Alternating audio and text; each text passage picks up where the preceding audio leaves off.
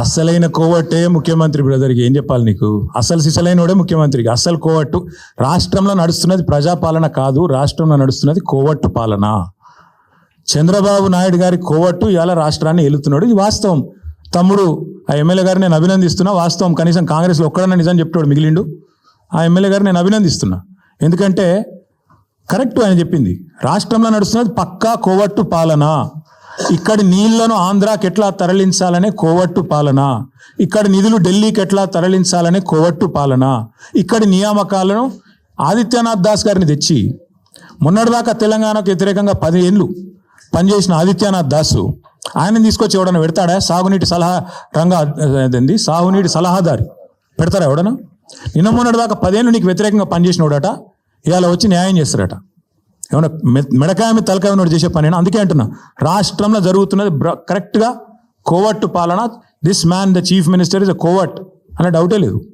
అలా అనుమానం ఏముంది మీకు? Thank you. బీసీ రిజర్వేషన్ల విషయంలో మా పార్టీ ఇక్కడ కాదు, శాసనసభలోనే మేము కడిగి పారేసినాం. మా తలసాని శ్రీనివాస్ యాదవ్ గారు, అట్లాగే మా పార్టీ తరఫున మాట్లాడిన గంగుల కమలాకర్ గారు ఆ రోజే ప్రభుత్వాన్ని మేము చాలా స్పష్టంగా చెప్పినాం, మీరు బీసీలను మోసం చేస్తున్నారు, మీకు స్పష్టంగా తెలుసు, మీ బీసీ డిక్లరేషను చిత్తశుద్ధి లేని శివపూజ లాంటిది, మీకు తెలుసు, తెలిసే బీసీలను మోసం చేస్తున్నారని అసెంబ్లీ వేదికగానే కడిగినాం. నేను ఒకటి మాత్రం స్పష్టంగా చెప్తున్నా బ్రదర్, ఈ ప్రభుత్వం చేత మోసగించబడని వాళ్ళు ఎవరు లేరు.